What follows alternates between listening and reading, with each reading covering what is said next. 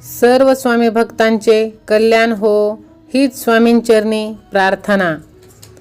जास्त काळजीत असताल तर हा संदेश शेवटपर्यंत ऐका। तुमच्या आयुष्यामध्ये कितीही अडचणी येऊ द्या, आता सर्व संपुष्टात येणार आहेत। हा संदेश तुम्ही शेवटपर्यंत पहा। कितीही वाईट प्रसंग आले, कितीही वाईट काळ आला तरी आपण हार मानायची नसते। प्रत्येक निगेटिव्ह गोष्टीमध्ये सुद्धा आपण पॉझिटिव्ह विचार ठेवायचे असते। मला कधीही बरा न होऊ शकणारा कॅन्सर झाला होता। डॉक्टर म्हणाले या मुलाला घरी घेऊन जा, स्पेंड टाइम विथ हिम। आता आम्ही काहीही करू शकत नाही। ह्या जगात निर्णय घेण्याचा हक्क प्रत्येकाला असतो, पण असा निर्णय जो आपल्या माणसांचे आणि या जगाचे भवितव्य बदलू शकतो, असा निर्णय फार कमी लोक घेऊ शकतात। असाच एक निर्णय माझ्या आईने घेतला। माझ्या आईने डॉक्टरांना विचारले, डॉक्टर, माझ्या मुलाच्या जगण्याचे किती चान्सेस आहेत? डॉक्टरांनी 96% माझा मृत्यूच होईल असे सांगितले। माझ्या आईने त्या 96%कडे न पाहता उरलेल्या 4%कडे पाहिले आणि मला ती घरी घेऊन आली। अमेरिकेतून आलेल्या एका डॉक्टरांनी माझ्या आईची भेट घेतली। त्यांनी माझ्या आजारावर एक औषध टेस्ट करतो असे सांगितले। अजून ते औषध माणसांवर ट्राय केलेले नव्हते, फक्त प्राण्यांवर ट्राय झाले होते। ते डॉक्टर केवळ 25 मुलांवर ते औषध ट्राय करणार होते। एकही क्षण न घालवता आईने डॉक्टरांना तात्काळ होकार दिला। पहिल्या महिन्यात 25 पैकी 20 मुले दगावली। काही दिवसात अजून 4 गेली। मी एकटा उरलो होतो। रोज डॉक्टर येत आणि त्यांची बॅग उघडून औषध काढून देत असत। इंग्लिश डिक्शनरीत लव या शब्दापेक्षा होप हा शब्द जास्त पॉवरफुल आहे असे मला नेहमी वाटते।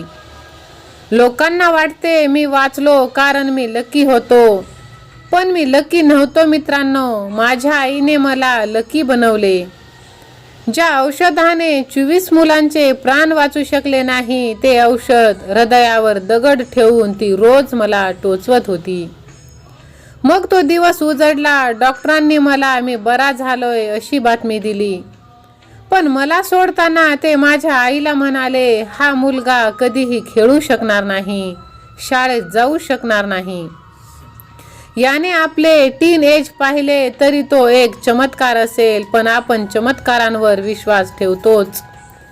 मी दवाखान्यात असताना आईने मला एक वेलक्रो ग्लो आणि बॉल आणून दिला होता। तो मी तिच्याकडे फेकत असतो। हळूहळू आईने अंतर वाढवले आणि माझ्या समोर आव्हानं उभे केले। मला त्या आव्हानांना चेस करून जिंकणे आवडू लागले। मग एक दिवस मी आईला म्हणालो, आई, माझे एक स्वप्न आहे, मी अमेरिकेत बेसबॉल खेळणार। तुम्ही आयुष्यात काय करू शकता हे कोणीच सांगत नाही, पण तुम्ही काय करू शकणार नाही हे मात्र सगळेच सांगत सुटतात। माझ्या स्वप्नात अनेक अडथळे आले। मला ताप यायचा, मला मेंदूज्वर झाला।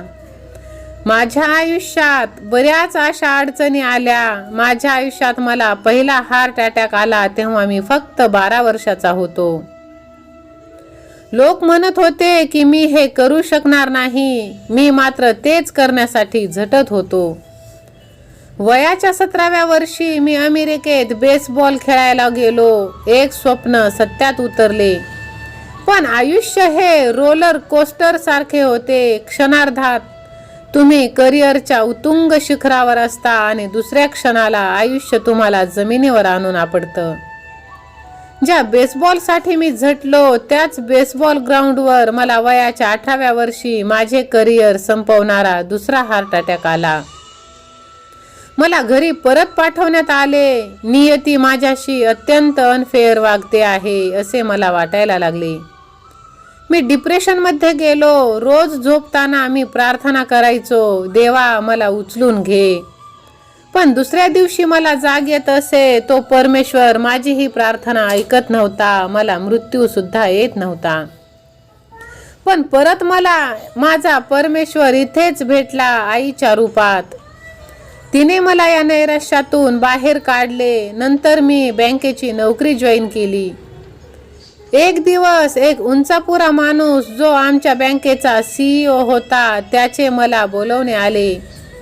आपण बोलायला हवे. आम्ही कॉन्फरन्स हॉलमध्ये बसलो. त्याने प्रश्न विचारला, डाऊन द लाईन 5 वर्ष तू कुठे असशील? मी विचार केला आणि मला माझ्या आईचे शब्द आठवले. दगड मारायचाच असेल तर चंद्राला मारा. चंद्राला नाही लागला तर किमान कुठल्या तरी ताऱ्याला तरी लागेल. मी बॉसला म्हणालो, तुमच्या खुर्चीवर. असे बॉसला म्हणू नये, कारण ते कोणत्याही बॉसला आवडणार नाही. माझ्या बॉसला पण आवडले नाही. त्याने माझा द्वेष करायला सुरुवात केली. मला त्रास द्यायला लागला. पण मित्रांनो, हा द्वेष होणारा त्रास माझ्या महत्वाकांक्षेचा फ्युएल ठरले. मी बेदम काम करायला लागलो. वर्षभर मी ऑस्ट्रेलियाच्या यंगेस्ट बँक मॅनेजर झालो. 2 वर्षात यंगेस्ट एरिया मॅनेजर, 3 वर्षात यंगेस्ट स्टेट मॅनेजर, 4 वर्षात यंगेस्ट नॅशनल मॅनेजर झालो. वयाच्या 23व्या वर्षी माझ्या हाताखाली 600 माणसे काम करत होती आणि मी ऑस्ट्रेलिया व न्यूझीलंड मिळून आमच्या बँकेच्या 120 ब्रँचेस सांभाळत होतो. माझ्याकडे $1 मिलियन घर होते, अरमानीचे सूट्स होते, रोलेक्सचे घड्याळ होते, लाखभर डॉलरची कार होती. पण हे यश मटेरियलिस्टिक होते. आपण या जगात राहतो. जगाने आपल्याला काय दिले यापेक्षा आपण जगाला काय दिले याचा विचार करणे जास्त महत्त्वाचे नाही का? हे जग माणसांसाठी राहण्यासाठी जास्त चांगली जागा कशी होऊ शकेल याचा विचार करणे जास्त महत्त्वाचे आहे. ज्यांनी आपल्यासाठी आयुष्य वेचले त्यांना आपण काहीतरी द्यायला हवे. मागील 16 जूनला असा एक क्षण माझ्या आयुष्यात आला जी माझ्यासाठी सर्वस्व होती आहे. अशा माझ्या आईसाठी मी एक आलिशान घर घेतले. मी आईपासून एक गोष्ट लपवली होती. मी 7 वर्षाचा असताना डॉक्टरांनी आईला जे सांगितले होते ते मी ऐकले होते. पण मला काहीही माहीत नाही. अशा आविर्भावात मी आईला विचारले होते, आई डॉक्टर काय म्हणाले? त्यावर आई म्हणाली होती, काही नाही बाळा, सर्व ठीक होईल. मला पहिला हार्ट अटॅक आला तेव्हाही आई म्हणाली, सर्व ठीक होईल, सर्व काही ठीक होईल. हे वाक्य माझ्यावर ऋण होते. पण देव बघा, यावर्षी मला तिचे हे ऋण फेडण्याची संधी मला मिळाली. आईच्या घशात 4 ट्यूमर डिटेक्ट झाले. आईने विचारले, डॉक्टर काय म्हणाले? मी म्हणालो, सर्व काही ठीक होईल. तुम्ही किती वेळा या पृथ्वी तलावर जगले याला महत्त्व नाही. इथे असताना तुम्ही काय केले याला सर्वात जास्त महत्त्व आहे. तुमचे आयुष्य तुम्ही रिमार्केबल जगता नाही की हे महत्त्वाचे नाही. पण आपण घेतलेला एकूण एक श्वास, एकूण एक संधी महत्त्वाची आहे. आपल्याला मिळालेले हे आशीर्वाद आहेत. आपण या आशीर्वादाचे सोनं करू शकतो की नाही हे महत्त्वाचे. आज इथे मी तुम्हाला आव्हान देतो, तुम्ही तुमच्या आयुष्याचे सोनं करा. किमान माणसासारखे जगा. तुमच्या जगण्यावर तुम्हाला गर्व वाटेल हे नक्कीच.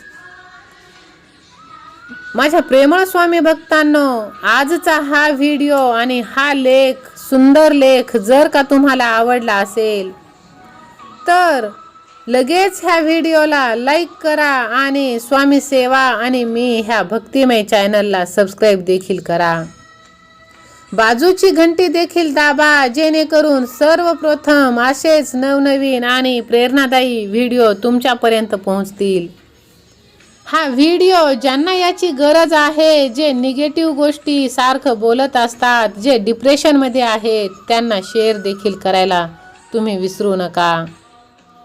सतत माऊलींच्या नामस्मरणांमध्ये राहा आणि पॉझिटिव्ह राहा. आपले आयुष्य हे आपल्याच हातात असते. ते आपण कसे घालवायचे हे आपल्यावरती असते. आपल्या आयुष्यात आपण रडणे सोडून देऊन आपल्या आयुष्यातील आपण चांगल्या गोष्टी करत राहायला पाहिजे. सतत माऊलींच्या नामस्मरणांमध्ये राहा, कारण माऊलींची केलेली भक्ती आणि त्यांच्यावरती ठेवलेला विश्वास कधीच वाया जात नाही. श्री स्वामी समर्थ.